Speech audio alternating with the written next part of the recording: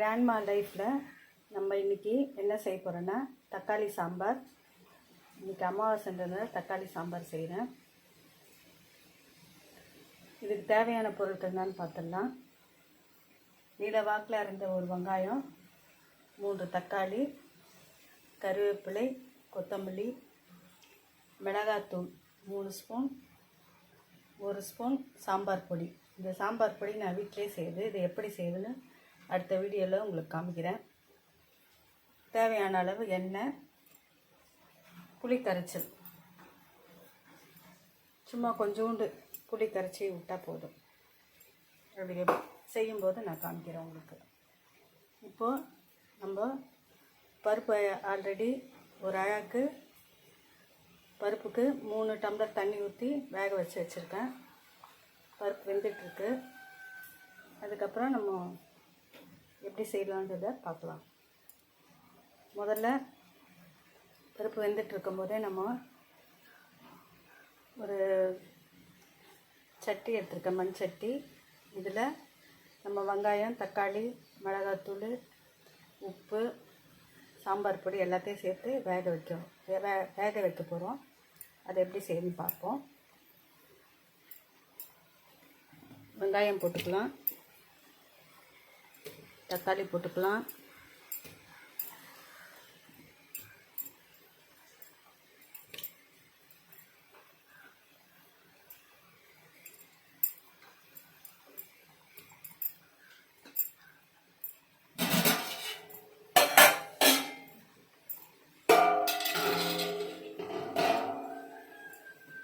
ரெண்டு டம்ளர் தண்ணி ஊற்றிக்கலாம்.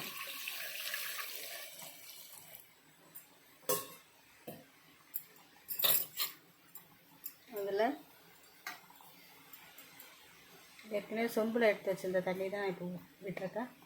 மிளகாத்தூள் 3 ஸ்பூன். ஏன்னா இந்த தக்காளி புளி பவுடர் செய்கிறதுனால கொஞ்சம் புளிப்பாக இடக்கூடாது, கொஞ்சம் காரமாக இருந்தால் தான் நல்லாயிருக்கும்.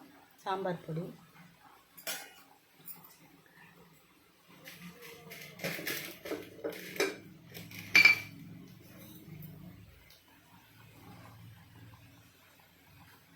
தேவையான அளவு உப்பு சேர்த்துக்கலாம்.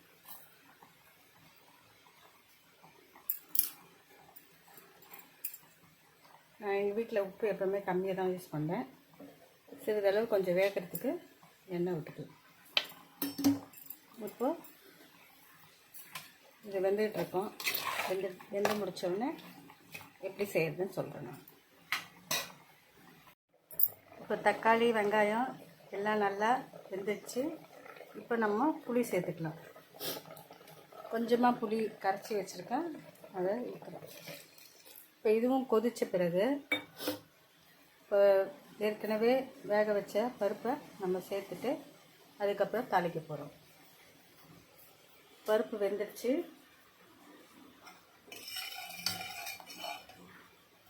நல்லா வெந்திருக்கு. அதையும் சேர்த்துக்கலாம். கொஞ்சம் கொதி வரட்டும், இந்த பிறகு சேர்த்துக்கலாம். புளி நல்லா கொதிச்சிடுச்சு. இப்போ பருப்பு சேர்த்துக்கலாம்.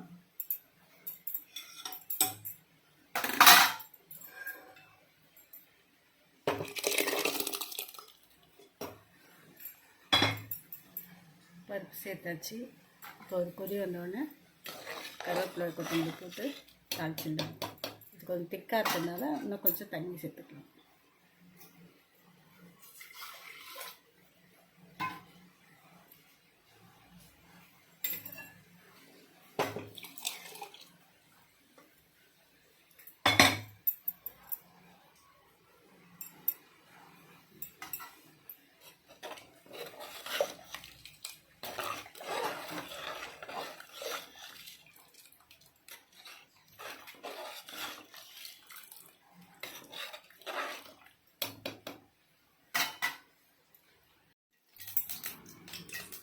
சாம்பார் தாளிப்பதற்கு கடுகு, சீரகம், சிறிதளவு வெந்தயம், கருவேப்பிலை எடுத்து வச்சுக்கலாம்.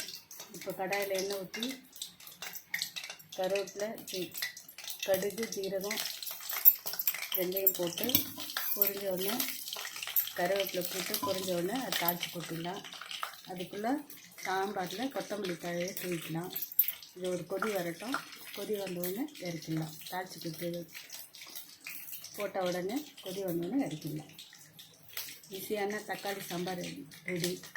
உங்களுக்கு இந்த சாம்பார் பிடிச்சிருந்தா, இந்த ரெசிபி பிடிச்சிருந்தா லைக் பண்ணுங்கள், ஷேர் பண்ணுங்கள், சப்ஸ்கிரைப் பண்ணுங்கள். Thank you very much. இப்போது கருவேப்பிலை போட்டு அடுப்பு ஆஃப் பண்ணி வச்சு இப்போ அதை கொட்டிட வேண்டியதுதான். தாளித்து கொட்டியாச்சு. இப்போ ஒரு கொதி வந்தவுடனே இறக்கிட வேண்டியதுதான். ரொம்ப கொதிக்கக்கூடாது இந்த சாம்பார், அப்போ தான் டேஸ்ட்டாக இருக்கும். பாருங்கள், உப்பு சரியாக இருந்ததுன்னா நடுவில் கொதிச்சா உப்பு கரெக்டாக போட்டிருக்கோன்னு அர்த்தம்.